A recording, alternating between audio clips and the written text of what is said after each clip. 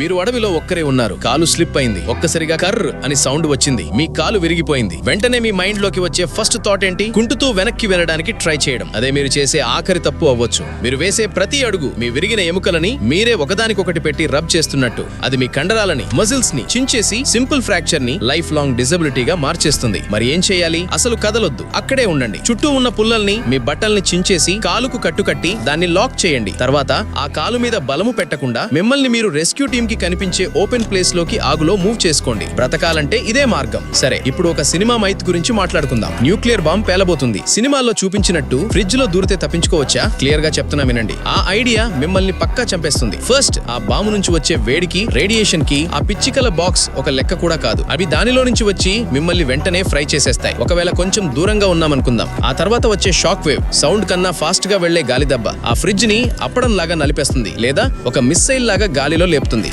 Fridge మీకు రక్షణ ఇవ్వదు. అది మీ మెటల్ శవ పెట్టిక అవుతుంది.